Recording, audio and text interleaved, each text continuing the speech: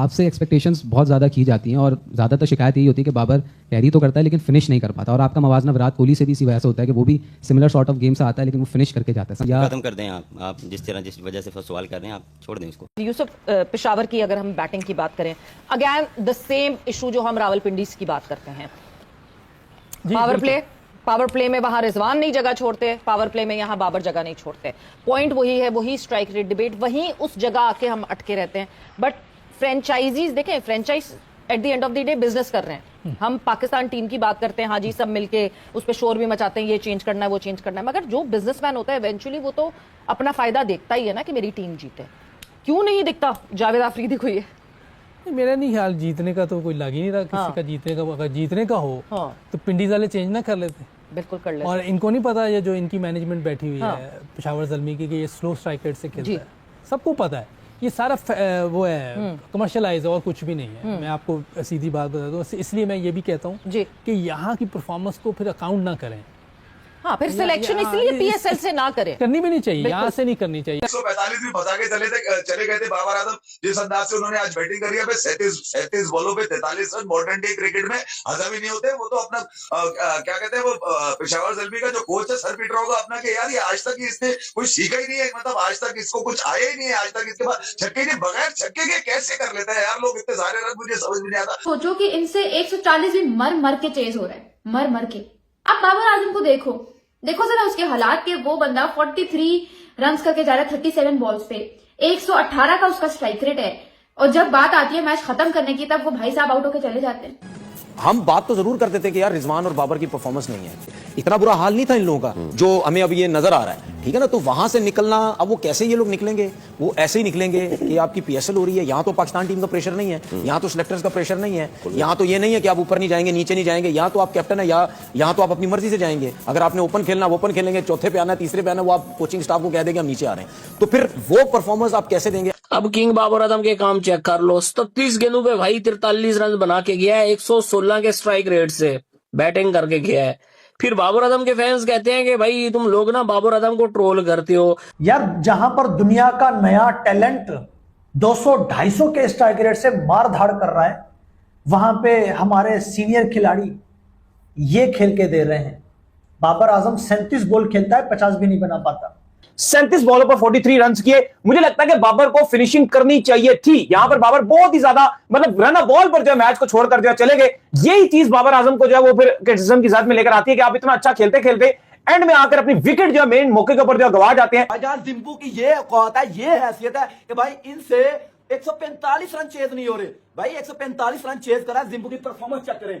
जिम्बू ने 43 लगाया 37 बॉल के ऊपर, स्ट्राइक रेट कितना भाई 116 का स्ट्राइक रेट। और भाई तू अगर 250 का टारगेट मिला होगा तो किस तरह चेज करेगा। कि बाबर ने अगर इतनी क्रिकेट खेली है, इतने रन्स किए हैं, तो वो फिर ये चीजें क्यों नहीं समझ पा रहा। क्योंकि जब आप इतने बड़े प्लेयर बन जाते हैं तो आपको तो कोई प्रॉब्लम ही नहीं होनी चाहिए, ठीक है ना। अगर आप स्वीप शॉट्स नहीं खेलते या फिर आप डाउन द विकेट निकलते होंगे, अगर आप डाउन द विकेट नहीं खेलते निकलते आप स्वीप शॉट्स खेलते होंगे। बाबर दोनों काम नहीं करता। हटने से ये होता है कि बॉलर ये समझता है कि यार अगर इसने विकेट छोड़ी है ना तो ये पूरा छक्का मारने जा रहा है, तो वो बॉलर फिर ये कोशिश करता है कि इसको विद इन स्टंप बॉल करे या ऑफ स्टंप से बाहर करे ब्रेक के साथ। उसमें फिर ये कि आपने थोड़ा सा रूम बनाया हुआ होता है, आपको अगर मुंह पे बॉल मिल जाती तो एक्स्ट्रा कवर जाएगा या सीधा जाएगा। अगर आपने ये भी काम कर लिया, उसके बाद क्या होगा, जब आप एक दफा ये काम कर लेते हैं ना तो फिर वही होता है बैट्समैन बॉलर जो आगे बॉल नहीं करता, पीछे करता, पीछे आके फिर उसको मिड विकेट की तरफ, ठीक है ना, या स्क्वायर लेग की तरफ आप खेलने जाते हैं, बॉलर की जो है वो लाइन खराब हो जाती है। तो ये बाबर को जो है ना ये चीजें सोचनी पड़ेंगी कि मैं लिख के दे सकती हूँ यहाँ पे अगर टारगेट 160 का होता ना, जो शुक्र करो सुफियान मुकीम का कि नहीं हो पाया, तो आज पेशावर ज़ल्मी ने हार जाना था ये मैच। मतलब यार आप सोचो कि इनसे 140 भी मर के चेज हो रहा है, मर के, ठीक है। चलो मैं ये नहीं कहती कि यार मर के चेज हो रहा है, कोई नहीं, कभी कभी लीग में लो स्कोरिंग मैचेस होना अच्छी बात होती है, मजा आता है देख के। बट यार आप बाबर आजम को देखो जरा उसके हालात के, वो बंदा 43 रन करके जा रहा है 37 बॉल्स पे। टाइम युग को उठा के देख लो भाई, इससे बड़ा ओवर रेटेड प्लेयर मैंने आज तक अपनी जिंदगी में नहीं देखा। भाई मतलब आपको क्या, अब हम 4 से 800 मैचेस मजीद हैं कि आप रिलैक्स होके, यार देखो I am always in for giving a comfort zone to the youngsters के भाई एक आपके पास बैट है, आप आराम से कॉन्फिडेंटली परफॉर्म करो, you don't need to hurry yourself, right. But youngsters को भी, अब यार तुम लोग खुद बताओ ये साइम अयूब यंगस्टर कहाँ से है, ठीक है, जितने मैचेस जितनी बैटिंग इसको पाकिस्तान क्रिकेट जैसे सर्किट में मिली है शायद किसी प्लेयर को भी नहीं मिली। बाबर आजम के ऊपर बात करनी पड़ेगी। आज उनका फेवरेट विकेट था, फेवरेट उनका मैच था, जिस तरह से उन्होंने 37 बॉलों पर 43 रन किए। मुझे लगता है कि बाबर को फिनिशिंग करनी चाहिए थी। यहां पर बाबर बहुत ही ज्यादा मतलब रन अ बॉल पर जो है मैच को छोड़कर जो है चले गए। यही चीज बाबर आजम को जो है वो फिर क्रिटिसिज्म की जद में लेकर आती है कि आप इतना अच्छा खेलते खेलते एंड में आकर अपनी विकेट जो है मेन मौके के ऊपर जो गवा जाते हैं, जो कि मुझे लगता है कि बिल्कुल बाबर को अब बड़ा हम प्लेयर अगर कहते हैं तो बाबर को देखो, अगर हाई स्कोरिंग मैचेस में बाबर का इतना रोल नहीं रहता 200 वाले में, लेकिन ये जो 145 वाला है इसमें बाबर का रोल होता है। तो इसमें बाबर आजम अगर यहां भी ऐसे मौके पर आउट होकर चले जाएंगे, बाबर की ये विकेट भी बाबर का था यार, स्लो विकेट है, कराची का पहला मैच था और ऐसा लग रहा था कि ये बाबर ही का विकेट है, क्योंकि 150 वाला विकेट है, बहुत वैसा विकेट नहीं था जैसा हमें लाहौर में दिख रहा था जहां पे 200 प्लस बन रहे थे। लेकिन जिस मोमेंट पे वो आउट होकर चले गए उसकी वजह से पूरी टीम के ऊपर बोझ आ गया था। तो अच्छे और बड़े प्लेयर वही होते हैं जो ऐसी विकेट पे ऐसी कंडीशन में जब टारगेट 150 के अंदर है तो आपके पास पूरा मौका था कि आप टारगेट को चेस कर सकते थे। श्रीलंका की विकेट थी कि बारिश हुई थी, बॉल फंस के आ रहा था, बॉल रुक के आ रहा था या बॉल आगे पीछे हो रहा था, जहां पे सिंगल डबल लिए जा रहे थे बाहर पेशावर दलवी और आज क्या नाम है हांगकांग कहता हूं इसको वैसे तो, मगर ये हैदराबाद किंग्समैन है यार ये। और जिस अंदाज से आज इन दोनों का पहला मैच था कराची के अंदर और यही कुछ बाबर आजम ने बताया, मुझे तो पता ही नहीं था आज पहला मैच खेला जा रहा है। तो बाबर आजम को मैंने सुना टॉस जीतने के बाद उन्होंने कहा पिच का बिहेवियर देखेगा, फिर पिच से बातें कर रहा है तू है, पिच से पूछने की कोशिश कर रहा है कि वो क्या करेगी। 8-10 साल तुम्हें क्रिकेट खेलते हुए हो गए, तुम्हें नहीं पता कि कराची की पिच होती कैसी है। 196 मारे में तुमने यहाँ पे जो मैच जीतने वाला था वो ड्रॉ कर गए थे तुम ऑस्ट्रेलिया के अगेंस्ट। तो यार तुम्हें नहीं पता कराची की पिच कैसी होती है। रात में बैटिंग करना आसान होता है, इसलिए टॉस जीत के उन्होंने बैटिंग फील्डिंग का फैसला किया और फैसला जो था वो उनके फेवर में चला गया। वो भी अगर आप नीचे इफ्तिखार चाचा को अगर निकाल दे आप तो ये मैच चेज नहीं हो रहा था। 145 भी फंसा के चले गए थे बाबर आजम, जिस अंदाज से उन्होंने आज बैटिंग करी है। 37 बॉलों पे 43 रन मॉडर्न डे क्रिकेट में हजम ही नहीं होते। वो तो अपना क्या कहते हैं वो पेशावर ज़ल्मी का जो कोच है सर पीटर होगा अपना कि यार ये आज तक इसने कुछ सीखा ही नहीं है, मतलब आज तक इसको कुछ आया ही नहीं है। 210 रन गुजरात ने लगाए हैं, दिल्ली कैपिटल 209 रन। बाजार कभी इधर को मैच जा रहा है कभी उधर को। और दूसरी जानब हमारी कचरा लीग के अंदर कल जो मैच हुआ है बाजार जिम्बू की ये औकात है, ये हैसियत है कि भाई इनसे 145 रन चेज नहीं हो रहे। भाई 145 रन चेज करा, जिम्बू की परफॉर्मेंस चेक करें। जिम्बू ने 43 लगाया 37 बॉल के ऊपर। स्ट्राइक रेट कितना भाई 116 का स्ट्राइक रेट। और भाई तू अगर 250 का टारगेट मिला होगा तो किस तरह चेज करेगा। वो इंडिया ही है जो 250 चेज कर जाती है, हमारी औकात नहीं है। हम अपनी कचरा लीग के अंदर बाजार इस तरह की परफॉर्मेंस दे रहे हैं। भाई हर बंदा इस घंटे के लिए ना मेरे घंटे के किंग के लिए कमेंट कर दे ताकि उस बंदे का कमेंट अगली वीडियो में यहां लिख के इसको जलील करूं जिम्बू को कि भाई ये तेरी औकात है, ये तेरी सोशल मीडिया के ऊपर औकात है कि भाई कल 145 रन हैदराबाद ने लगाया 18.2 ओवर के अंदर।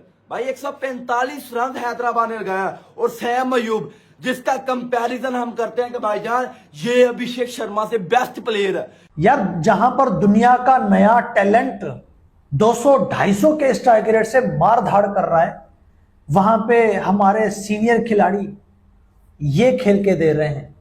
बाबर आजम 37 बॉल खेलता है 50 भी नहीं बना पाता और साइम अयूब 15 बॉल पे 14 रन बनाता है। जबकि आप इंडिया के ये वाले खिलाड़ी आप देख लो, इनका स्ट्राइक रेट देख लो, ये बॉल कितने खेलते हैं, ये रन कितने बना रहे हैं, ये छक्के कैसे मार रहे हैं, सिर्फ ये देख लो। यार साइम अयूब आदत का मजबूर है। साइम अयूब ने जिद किया कि मैं किसी की नहीं सुनूंगा, मैं रन करूंगा ही नहीं, मैं गले की हड्डी बनता रहूंगा, मैं बोझ बन जाऊंगा, लेकिन मैं रन नहीं बना के दूंगा। और उधर बाबर आजम कहता है कितना भी क्रिटिसाइज करो, कितना भी ट्रोल करते जाओ, कितना भी कुछ करो, क्या भी करो, मैं भी अपनी आदत नहीं छोड़ूंगा। कौन सी? ये वाली। यार कहां चली गई है T20 क्रिकेट आज के जमाने में। आप वही आज पहले ही सोच लेते हो कि मुझे 40-42 बॉल पे जो है कि 50 लगाना है। अब किंग बाबर आजम के काम चेक कर लो। 37 गेंदों पे भाई 43 रन बना के गया है, 116 के स्ट्राइक रेट से बैटिंग करके गया है। फिर बाबर आजम के फैंस कहते हैं कि भाई तुम लोग ना बाबर आजम को ट्रोल करते हो। भाई जब वो खुद ही इस तरह के काम कर रहा है कि भाई आओ मुझे ट्रोल करो, तो भाई फिर कौन नहीं करेगा भाई। एज अ ओपनर ये बंदा आया, ठीक है, और ये 37 पे 43 बना के गया है। पावर प्ले में भाई बंदा बैटिंग करके गया है। फिर कहते हैं कि भाई लोग कि आप ना वो बाबर आजम की तारीफ नहीं करते हो। किस मुंह से तारीफ करें भाई? इस इनिंग्स को देख के मुझे बताओ। दिस इज अ टेस्ट वाली इनिंग्स ब्रो, टेस्ट वाली इनिंग्स। बाबर आजम यार कभी तो बदल जाओ, अरसा हो गया है बाबर आजम को बदलने का, कह कह के रन रेट को गोली मारो यार। बाबर आजम अगर आज का मैच खत्म करके जाता, चाहे 19.5वीं गेंद के ऊपर मैच खत्म करके जाता, उसका एक अलग ही लेवल होना था। बाबर आजम पावर प्ले तक ठीक खेलता रहा है, वहां पर उसकी टीम को चाहिए है 14 ओवर के अंदर सिर्फ और सिर्फ 90 स्कोर। आपकी बॉल और आपके स्कोर एक जितने हो जाते हैं और वहां पर बाबर आजम से ना चौका लगता है, वहां पर डॉट बॉल्स होती हैं और आखिरकार बाबर आजम हिम्मत करता ही है चौका मारने की, तो वहां पर अगली गेंद पर आउट हो जाए। बाबर आजम को यही बदलना है, बाबर आजम मैच फिनिशर बने। नमस्कार दोस्तों, जय हिंद, वंदे मातरम। स्वागत है आप सभी का हमारे एक और धमाकेदार वीडियो में। दोस्तों कल पीएसएल का मुकाबला एक दिन बाद कराया गया था, यानी परसों कोई मुकाबला नहीं था। कल का मुकाबला पेशावर जालमी के बीच खेला गया था, जो मुकाबला काफी मजेदार रहा। दोस्तों पेशावर जालमी की कप्तानी वही बाबर आजम कर रहे थे, जबकि हैदराबाद की कप्तानी मार्नस लबुसाने कर रहे थे। वैसे तो दोस्तों इस हैदराबाद की इस पीएसएल में परफॉर्मेंस देखा जाए तो बहुत ही बुरी है। 4 के 4 मुकाबले हैदराबाद हार के आ रही है। वही बाबर आजम की टीम की मुकाबले काफी दिन बाद थी, यानी लगभग 8 से 9 दिन गैप था बीच में। उसके बाद बाबर आजम की टीम की कप्तानी करते दिखे थे। दोस्तों इस मुकाबले में पहले बल्लेबाजी करते हुए हैदराबाद किंग्स मैन ने 146 रन बनाए थे 18 ओवर 2 गेंद पर, और सारी की सारी विकेट हैदराबाद की गिर गई थी, जिसमें दोस्तों हैदराबाद की तरफ से कोई भी बल्लेबाज अच्छा बल्लेबाजी नहीं कर पाया, जिसमें सैम अयूब जैसे बड़े बड़े खिलाड़ी शामिल थे। हालांकि दोस्तों सैम अयूब का पिछले कुछ दिनों से अगर परफॉर्मेंस देखा जाए तो बेहद ही खराब रहा है, चाहे वो पाकिस्तान टीम में हो चाहे पीएसएल में, उनका परफॉर्मेंस बहुत ही बेकार है। और इसी वजह से कहीं न कहीं उन्हें पाकिस्तान टीम से बाहर का रास्ता भी दिखा दिया गया था, क्योंकि जिस प्रकार से अभी सैम अयूब खेल रहे हैं, उनको हैदराबाद ने कुल 12-12.5 करोड़ रुपए में खरीदा था, जिसके बाद सैम अयूब का परफॉर्मेंस बिल्कुल जीरो नजर आ रहा है। वह दोस्तों इस लाज का पीछा करने उतरी है पेशावर जालमी की टीम के भी शुरुआत अच्छी नहीं रही। हालांकि बाबर आजम कुछ अच्छे पारी खेलते दिखे, लेकिन उनका स्ट्राइक रेट देखा जाए तो एक बार फिर वही जो उनके T20 में सवाल उठाते नजर आते। दरअसल दोस्तों आपको बता दें कि बाबर आजम कुल 37 गेंदों खेलकर 43 रन बनाए थे, जो कि लगभग टेस्ट या वनडे जैसी ही पारी थी। अगर इस प्रकार से T20 में बल्लेबाजी करते हैं तो फिर उनके ऊपर सवाल तो उठेंगे। वहीं उनके बल्ले से एक भी छक्के देखने को नहीं मिले, जो कि T20 के जो पीरियड है उसमें नजर आता है, क्योंकि अगर आप T20 क्रिकेट खेल रहे हो, अगर छक्के आप ना भी लगा रहे हो, फिर भी आपके स्ट्राइक रेट 140-50 से पार ही होना चाहिए। लेकिन जिस प्रकार से बाबर आजम और मोहम्मद रिजवान इस पीएसएल से पहले से भी हमने देखा था, बिग बैश लीग में भी बाबर आजम का एक बड़ा मसला रहा था, साथ ही साथ रिजवान का भी यही मसला रहा था। वही हमने देखा था T20 वर्ल्ड कप में भी बाबर आजम के साथ यही चीजें देखने को मिली थी। उनकी अगर देखा जाए स्ट्राइक रेट तो 120 के नीचे से रही थी। तो अगर आप T20 खेल रहे तो 120 का स्ट्राइक रेट से आप बिल्कुल भी बल्लेबाजी नहीं कर पाएंगे, क्योंकि दोस्तों अब वनडे की तीन ऐसी आ चुकी है कि वो 120 का स्ट्राइक रेट आपके वनडे में नजर आते हैं। अगर आप T20 खेल रहे हैं तो आपको 150-160 का स्ट्राइक रेट से ही बैटिंग करना पड़ेगा, खासतौर पर अगर आप ओपनर है तो। लेकिन बाबर आजम के साथ भाई उल्टा नजर होते आता है हमेशा से। बाबर आजम का स्ट्राइक रेट T20 में एक मसला बना हुआ है पाकिस्तान के लिए। जब से बाबर आजम T20 खेल रहे हैं, अगर मॉडर्न डे